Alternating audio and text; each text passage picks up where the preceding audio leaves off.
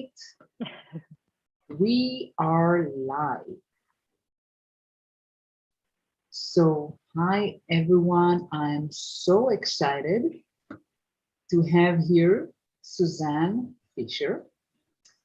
And Suzanne is the co-founder and co-CEO of Collective MFG, a company that is focused on developing solutions to increase the inclusion and diversity of thought at work. And today, Susan is going to talk about a topic that interests me a lot, how to make virtual meeting inclusive. So, hi, Susan, welcome. And I'll let you Thank you so much. Yourself. If there's anything else you want to share that I haven't said. Thank you so much, everyone, for joining, and thank you, Limor, for the invitation. And first of all, thank all of you that you take time out of your day to, get to know more about this topic and take time of your day to learn about how to be more inclusive in meetings. Today, I want to share with you a little bit about me, give you a little bit of introduction and what we're doing, but then we'll dive right into inclusion at work overall, and then more specifically inclusive meetings. And then we have time to discuss any questions or start a discussion. So a little bit about me. As Limor said, I'm Susan. I'm based in Berlin. I'm 34 years old. And 15 years ago, I started my career journey. I started working in event management where there was mostly women in the team. And then after finishing uni, even in uni, I started working in marketing for software and hardware companies where it looked completely different. Mostly I was the only woman in the team. And that shaped my desire and interest to be more included and to feel that I have a spot at the table. After a couple of years working for different startups, I was hired by Facebook. I worked there for 4 years, first in the sales department and then working with developers on the more exciting stuff like AI, VR, the metaverse. And last year, I started my own company with my co-founder, Collective MFG. And our mission is to develop software to improve inclusion and equality at work. And for the past year, we've worked together with different DE&I advisors, partners, networks, because as you've seen from my CV, I don't have a background in diversity and inclusion, but for the past year, we dived into the research. And what we are currently developing is a software called Calva, and it's a meeting assistant that helps you to plan and run inclusive and equitable meetings. I won't dive into the software much. I want to share you what we've learned over the past year, how to be more inclusive and how to run inclusive meetings. First of all, I want to start to talk a little bit about inclusion itself in the context of workplace. Inclusion, for the definition, is an action or a state of including or being included within a group of structure.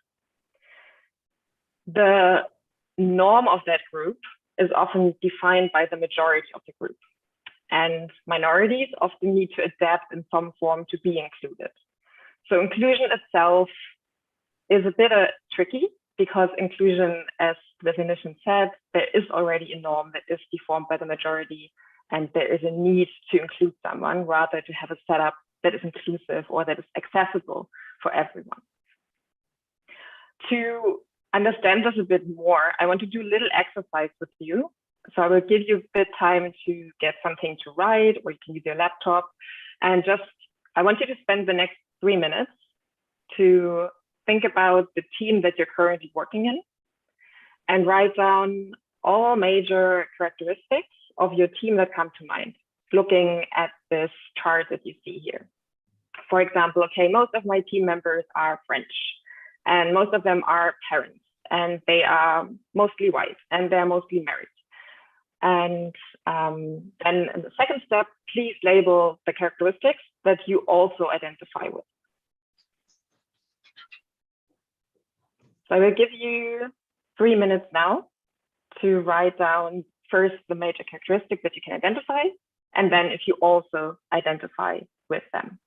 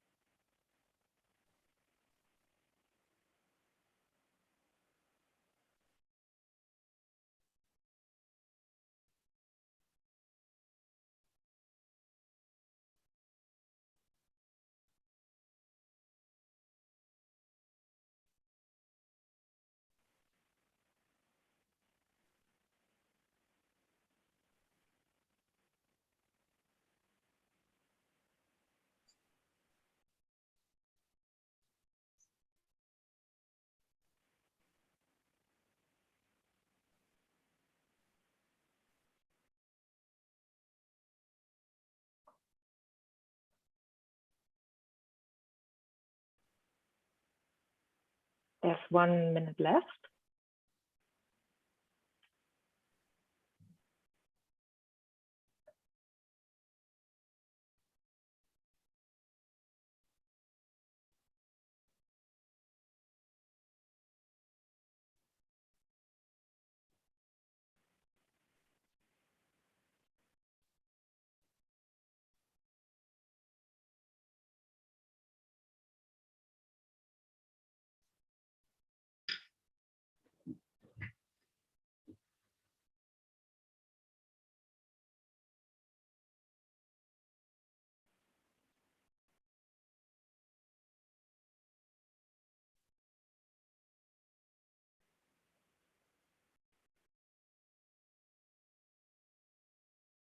All right, I ask you please to stop.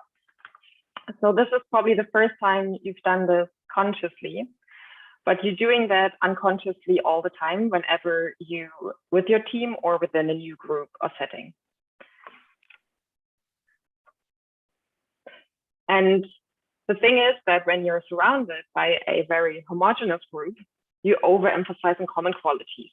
So if you see that most of the common ground, and you've circled as well, so you belong to the majority of the group, then you're more inclined and lean more towards to agreeing what the rest of the group says, and are maybe a little bit shy to share a different opinion because you don't want to be judged. And when you're surrounded by a diverse group of people, that is different from you, you're more likely and feel safer to express unique thoughts because everyone is different anyway. So it can't hurt just to share another different opinion. So usually you can't control the diversity in your team. Like, people are hired and you're with them every day, but still it makes a difference if you feel a weaker or stronger sense of belonging within that group. And this sense of belonging can influence how comfortable you and others are participating in conversations or in meetings.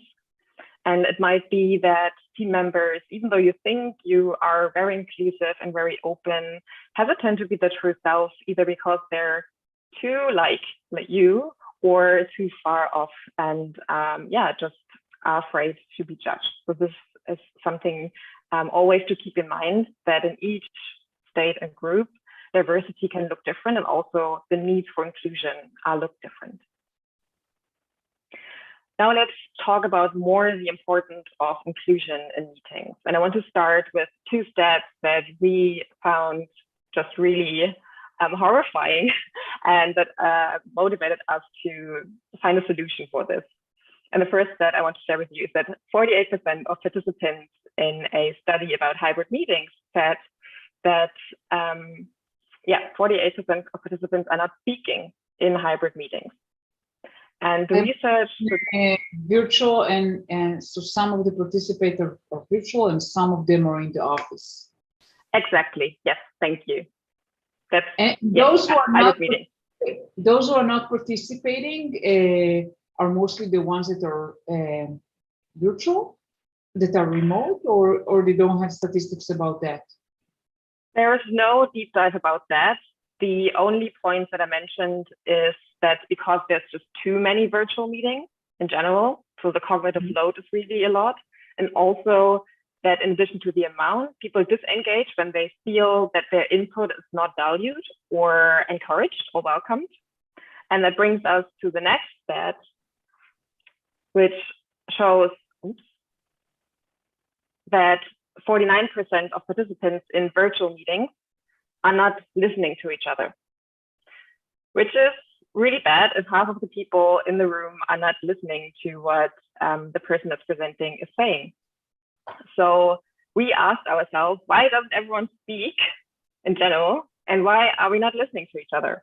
And we identified 4 main topics that are the reason why there are so many conflicts in virtual meetings and in meetings in general. But just a quick question on the previous slide. So people are not listening only in virtual meetings or in general? In general, In general, in meeting. Yeah. Okay, thanks. Yeah. So yeah, there's these 4 blocks that we identified that have the biggest potential of creating meeting irritations.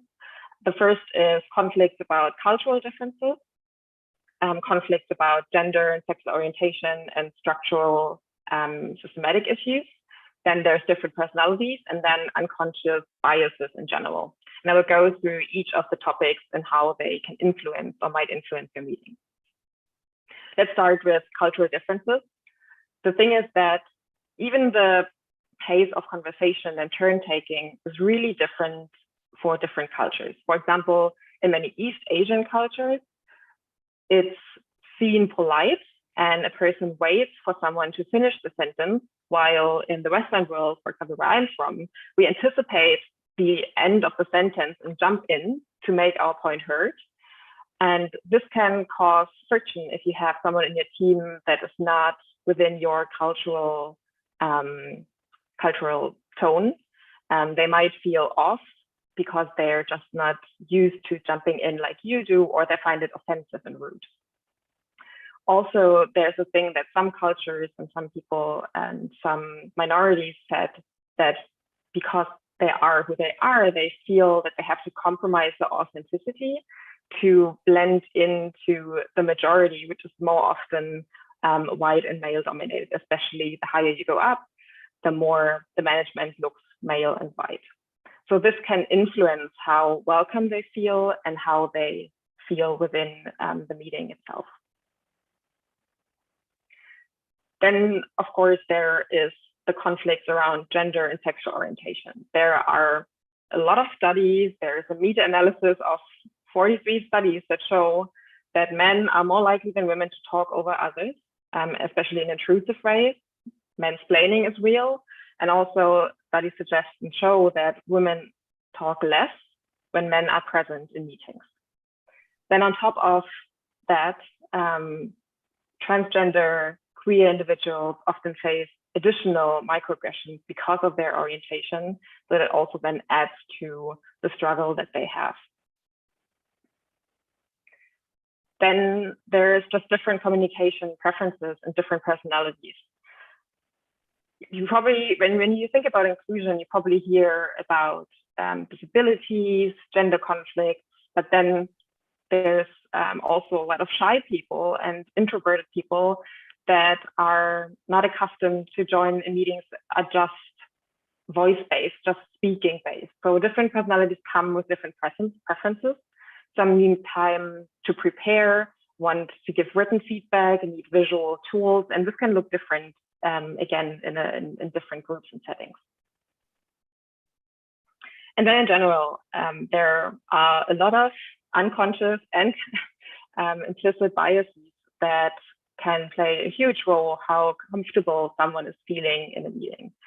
The thing is that you should remember that at work, minorities feel a lesser sense of belonging than the majority peers because they're really aware and they are conscious that they are a minority. And looking back at the exercise that we've had, this can look different for everyone. It doesn't have to be just because you're a woman or because you're Black, or interceptions can only be because you're the only shy person in the team, or because you're the only single person in the team, you're the only person in the team that doesn't watch the baseball games than the rest of your team. So this can all play a role, and those microaggressions and biases against you can play a huge role how you feel and how you show up in the meeting. I now want to be more actionable and give you some tools how to plan and run more inclusive meetings and also equitable meetings, having all of those conflicts in mind. The first thing that I want to give to you is more or less a pledge that you should give to yourself to create each meeting with the goal, with the intention to make it as inclusive and equitable as possible, because being more aware and putting more thought into creating your meetings is the first step of being more aware and being more open and creating a more safe environment. So this is like being just awareness. I mean, what does it mean? it really is like sitting down, thinking about, okay, I'm planning this meeting. I'm planning my team meeting for next week. I want this meeting to be inclusive. Okay. Thinking about how can I make it more inclusive? So is it like trying to think about, okay, what can happen that will make it non-inclusive? Like, oh, those people may not speak up. I need to see how I can encourage them to be engaged in the conversation. Or this person may be aggressive, or, you know, stuff like that. I mean, is that what you mean? Kind of do a that can be part of it. Yeah, it's more having a pledge to yourself. I want to make this more inclusive, and I want to take some time to think about how I can make that happen. And the next steps are more actionable and more what exactly you can do. So what really is super, super important is to have and to prepare a detailed meeting agenda. I was really shocked to learn that most of meetings, or here in the statistics, 62% of calls and meetings are unscheduled or conducted ad hoc. And especially now with the virtual and hybrid environment, where some people are in the office, some people are virtually available, this can really create tension, because people in the office have more opportunities to speak to each other, to inform each other more, than jump into a meeting. And then people who are joining virtually don't have the context and don't have the full picture. So what you should include in your agenda are three things. The first, just agenda items in general, like what are the topics you want to discuss. Then link to background information that are relevant to each agenda item. If you're planning to discuss your team's numbers, include a link where everyone can find the numbers. If you want to discuss a specific feedback session or a specific topic that you're preparing, try always to link where people can find more information and therefore can prepare for the meeting. And then what also can be really helpful is to set expectations. For example, if you want one of the members in the team present something in your team meeting, tell them exactly what you expect. For example, if you ask them to share numbers, tell them, look, I need you to give me an update on the numbers in this visual form, like use a Google Sheet, share it with the team. You will have 5 minutes, and this is what I expect. So this is a good way that people know that they will be presenting what's asked of them and how they should prepare what's asked of them. Also, when you have a prepared meeting agenda, it's easier to plan for equal speaking times, because then you can actually see who's speaking within your meeting planned. And then you can also calculate, okay, I have 5 people in this meeting. On the agenda, I have 3 people that are speaking in this meeting. For example, they have each 10 minutes. And then we maybe have a discussion round for 2 minutes each. And now I realize I have 2 people that I invited to this meeting that I have not thought of speaking. And then you should ask yourself, do they really need to be in this meeting? And if I have them in this meeting, why won't I give them a voice? Why won't I let them speak? So try to manage that everyone who is in the meeting has the chance to say something, and also try to see that the speaking times are leveled. If you have the chance, it's really helpful to appoint a meeting moderator. For keeping time, but also to keep the conversation going. And also try to appoint someone that's taking notes. It should be someone else than the moderator, because keeping times and looking that everyone is speaking is a job itself. So try to see if you are enough people in this meeting that you have someone who can moderate and someone who can take notes. And if your hierarchy allows it, it's advised that you take turns in moderating and protocoling in your team, so everyone has this duty and everyone I can see what's behind this, and maybe sometimes how hard it can be. What's really important, and what most meetings with the companies that we're speaking are lacking, is the opportunity of allowing written feedback or nonverbal feedback. A lot of the times meetings are just voice first, And there's a lot of people that are not comfortable speaking up, especially in a not anonymous way. And now with all the technology, there's a couple of tools that you can use to allow for nonverbal feedback that will include people that have language barriers, that have speaking, that are speaking impaired, or that just feel more comfortable writing feedback down. There are, for example, opportunities to conduct interactive Q&A sessions. There are tools like Mentimeter or Slido, where participants can submit Q&A questions, people can vote on them, it's all live, it makes it more fun and interactive, it's anonymous, and this gives you the opportunity to get questions and to get the most important questions that are important for the team, because people can upvote them. There are also other voting tools like Slido and Kahoot, where you can make meetings more fun and also allow for more participation and to share feedback. And then if you have more creative sessions or long-term goals, virtual whiteboards like Miro and Mural boards can help you to structure feedback and collaboration at the same time, because people can collaborate live together in these boards. They have loads of templates for different feedback sessions, for planning sessions, for nearly every industry. They have templates that can be really helpful to use, and that can give structure to your meeting and also allow everyone to share written feedback. And one thing that can be a bit difficult, because it takes a little bit of training, is to use inclusive language. It is really important to use gender inclusive language, because how we talk affects how we see things. If you're talking about actors, we mostly think about male actors and not actresses.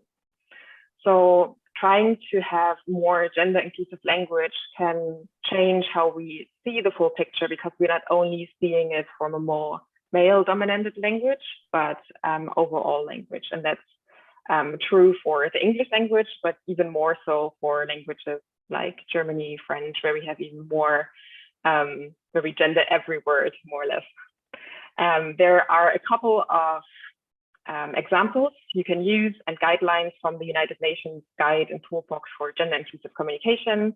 Feel free to check it out. It's all free. They have loads of examples how you can use more gender inclusive language. But just a quick note on this, but in many languages, I mean, not English, but as you mentioned, like French, German, and also Hebrew, I mean, basically everything you say, it's either male, female, or plural. So yeah, it makes it super challenging to be gender and inclusive, unless you alternate between, male and female all the time. I don't know how you do it. I mean, do you have suggestions to languages other than English? That in English it may be easier, just because usually most of the time it's gender agnostic. I think for every language there are suggestions. For Germany, there are societies and NGOs that also have guides how to be gender inclusive and how to prevent talking either the female or male form. There are forms and also new forms you can use. And non-binary folks usually can tell you what they prefer. So it might be a bit tricky for languages where it's not established yet, but if there are ways to be more gender inclusive, I would advise to use it. Thanks. Sure.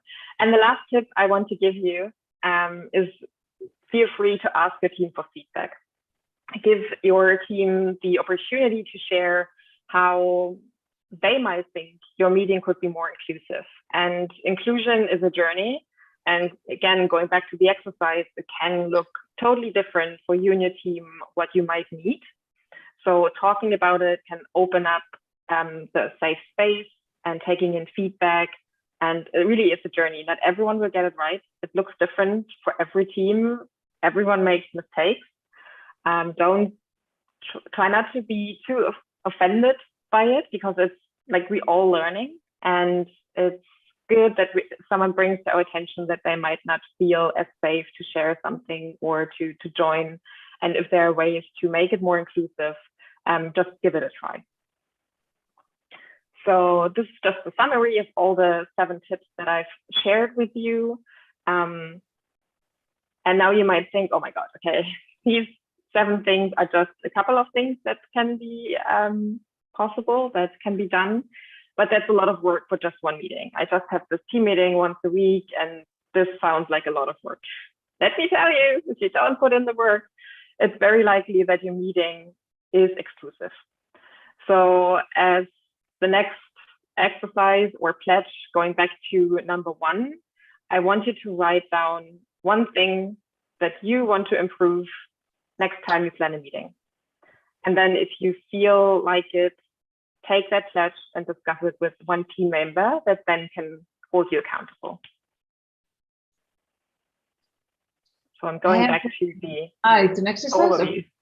Yeah. So think about these 7 tips or something else that might pop up in your head while I was talking. Take one thing you want to do in your next meeting that you want to do differently.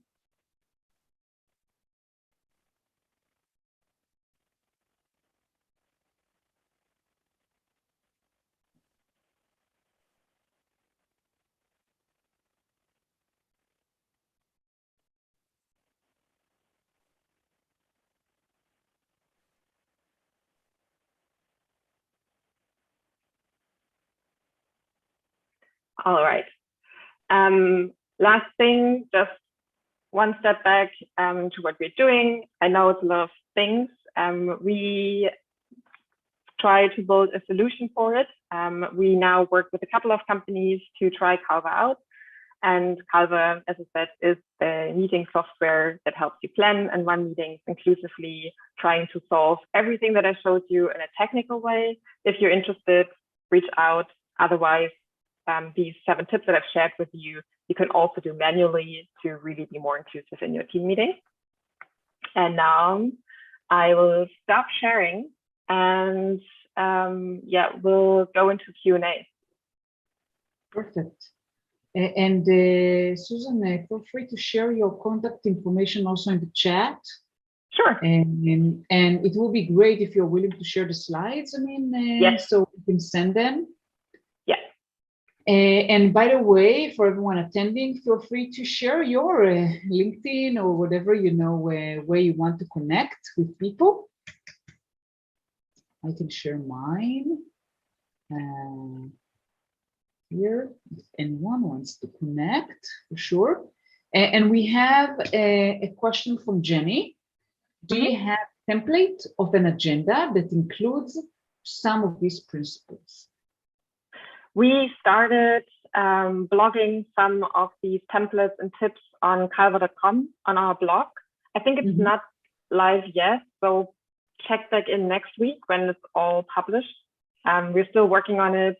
We're launching publicly in March, so we're still in closed alpha. So we worked with the first 20 companies to prove that it's actually working and got a lot of feedback. And now we're building the public version. But on canva.com, you will find a couple of templates in no time. That's great. Okay, so let's see. Feel free, by the way, to unmute, come on camera and ask your questions. We definitely want it to be a discussion, not just like a presentation. Jenny said, fantastic, thank you. And okay. Yeah. So you mentioned using like polls and getting feedback from people. I'm just curious if you happen to know if those polling software, if it is conducive to screen reader software. I manage 2 employees who identify as blind, and so that's been some feedback that we've received with some other kind of programs that we've tried to use as a team, and so I just want to make sure that I'm being as inclusive as I can with them as well. Yeah, if you're using Zoom, they have a lot of features that are accessible for visually impaired folks. And usually most of the software have infos on their website how accessible they are, if they have screen reader ability. I'm not sure about Slido, but it's a web application, so it should work, but I'm not sure. Thank you. Yeah, that's a very good question. Yeah, so there was a pre-submitted question about technology. So I think you shared already technologies that support inclusive meetings. Is there anything else that you didn't mention? I think I've mentioned about 6 or 7 different software tools. Like try different things out. They all have a free trial period. So in your next meeting, try to incorporate 1 or 2 of them and see if it's working for your team. Great. Jenny is asking, I'm curious if you have done any research in regards to all women identifying meetings and inclusivity.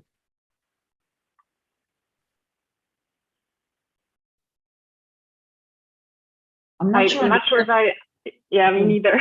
Sorry, I'm not sure if I understand the question. Can you clarify, because I'm not sure I understand your question. Sure, sorry about that. I just noticed the statistic there about men talking over women during meetings, and that women, I think they said, are 25% less likely to participate in meetings.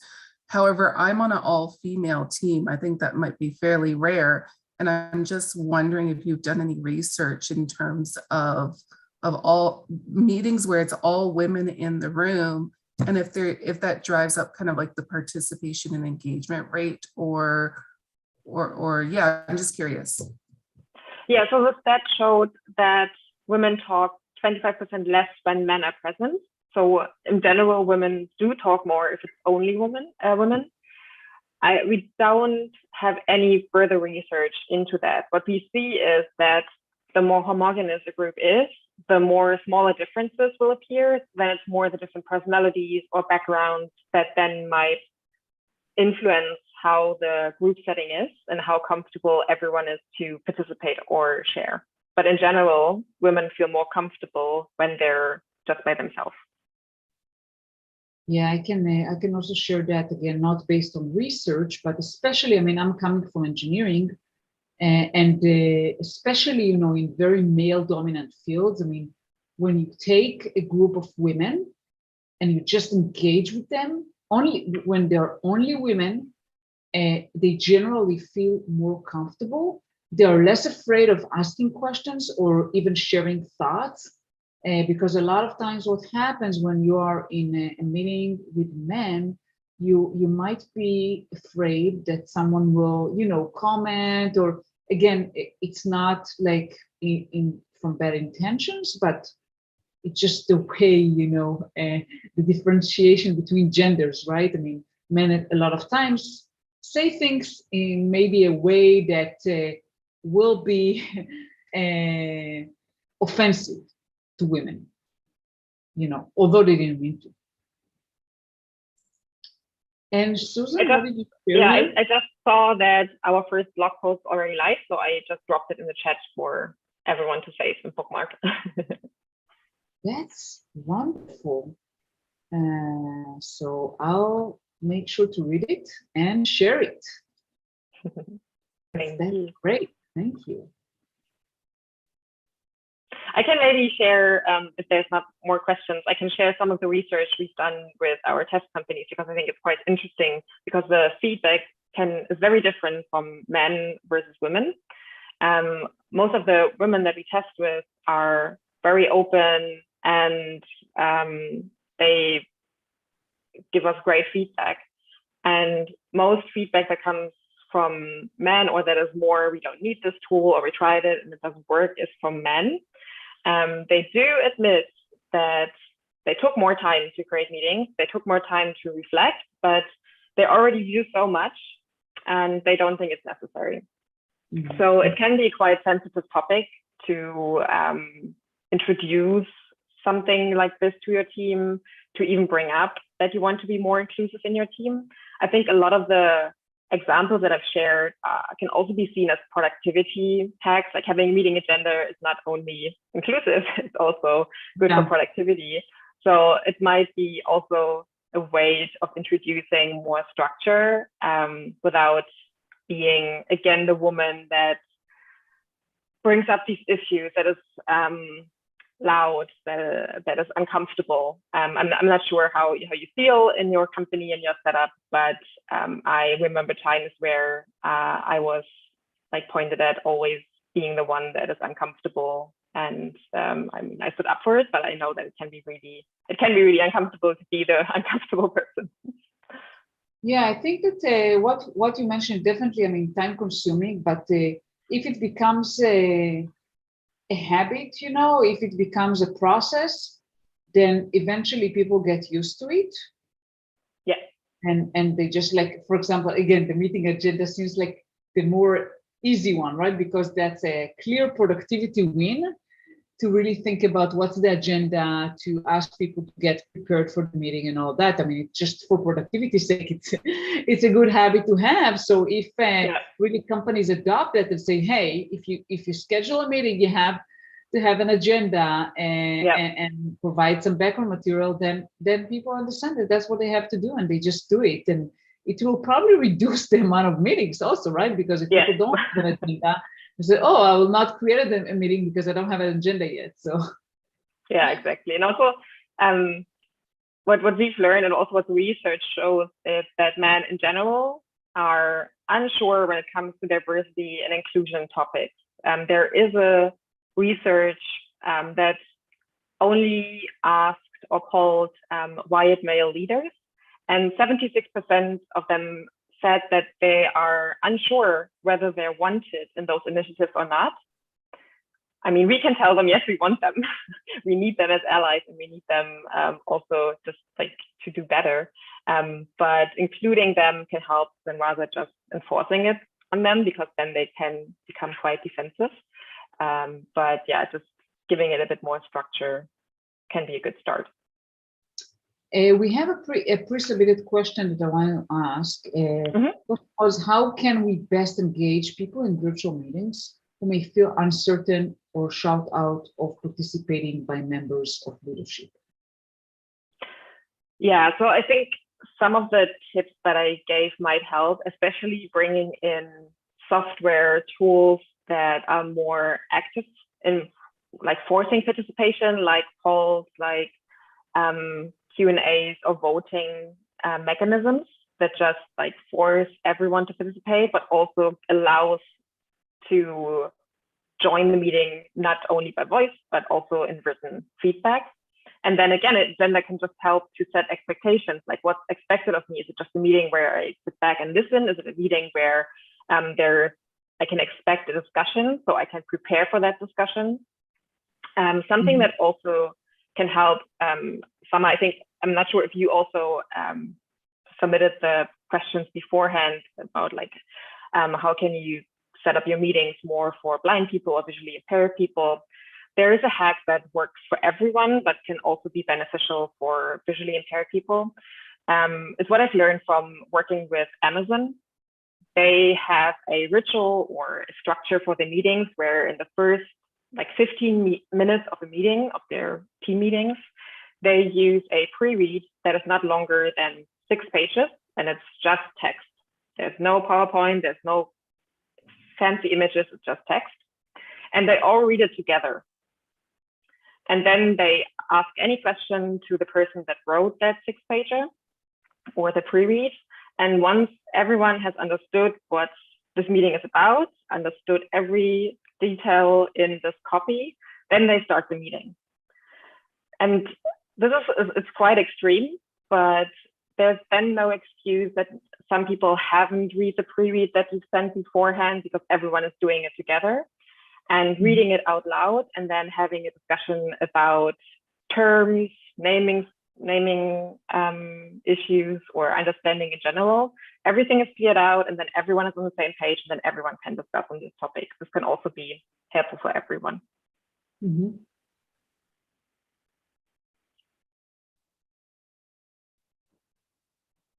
Good. Any other questions from anyone? Okay, Pam is asking, I work with a multi-generational group. These past 2 years have exposed them not knowing or being comfortable. They have admitted fear of doing something wrong and publicly. Yeah. Technology. Yeah, this can also here having the chance to give written feedback and not have everything in meetings, but allowing people also beforehand in meeting to submit feedback in an email or in a written form that's comfortable to them. Also, maybe check what kind of tools you're using.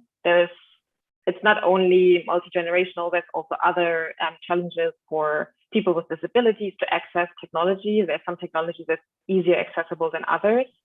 And then maybe they're offer trainings for them, not by the rest of your colleagues, but maybe from outside folks. So they're not like, oh, I have to get taught by the 20 years younger intern, which can create conflict and shame.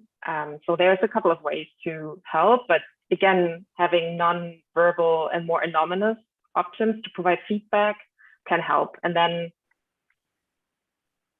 gathering all that feedback anonymously and then discussing it publicly is usually a good way to discuss feedback and then move on and help people to feel more included because their feedback is shared, it's discussed with everyone without knowing who delivered it and how it was delivered, but more about the content itself.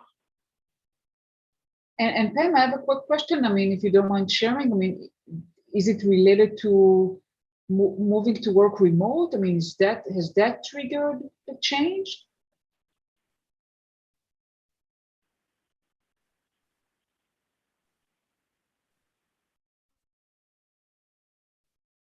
Pam, are you here?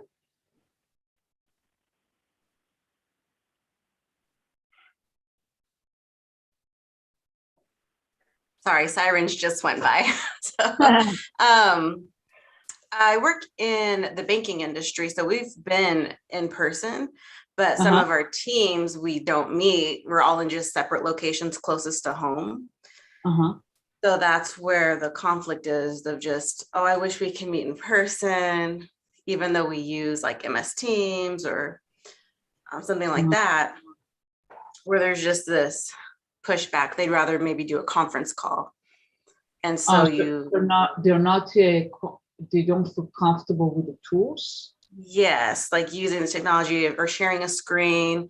So it's a disservice to all the other members because nobody can read when you're holding up a paper to the monitor. Like it's just incohesive. So just ways, I don't know if there's other maybe simpler user-friendly ways to do our group meetings to get that participation going. I mean, it's good that they already provided some feedback. So maybe asking them how you can help further. I mean, you shouldn't do the presentations for them, but if they have some material, if there is a meeting moderator that you're appointing one after the other, they can share the screen for everyone.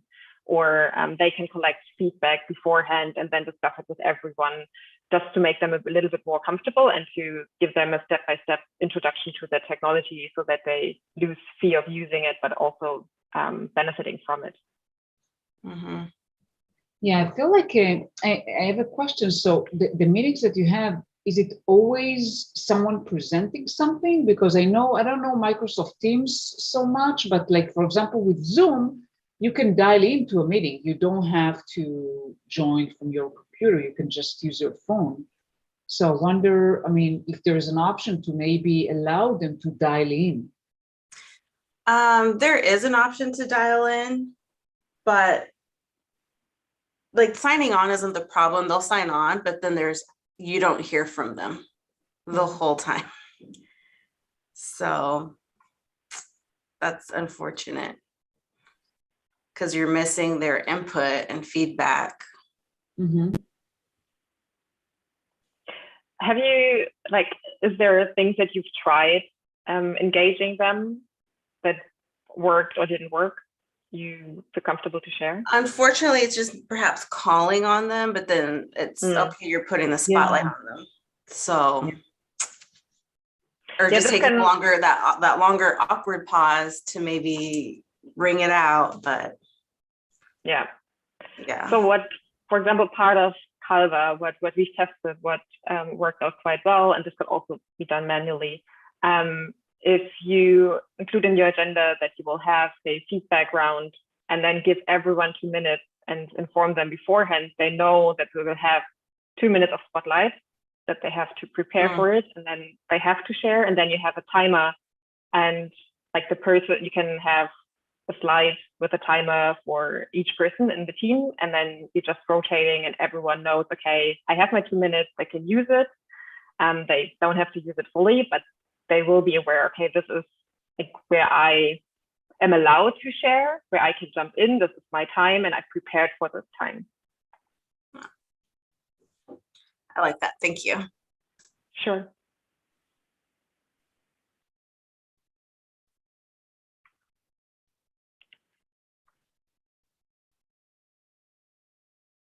I know that definitely, you know, the last 2 years when the school system went virtual, I mean, I noticed that a lot of teachers didn't feel comfortable, right? Because they're not used to Zoom.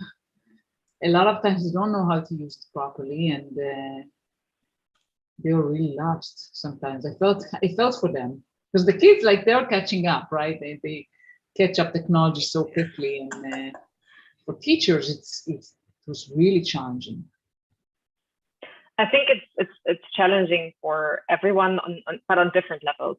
That's true. I think I'm not like in a school environment, I'm not that familiar with, but in a work sense as well, I've heard a lot of feedback, especially that discussions are really difficult because like you have all these different faces popping up. You can't talk at the same time.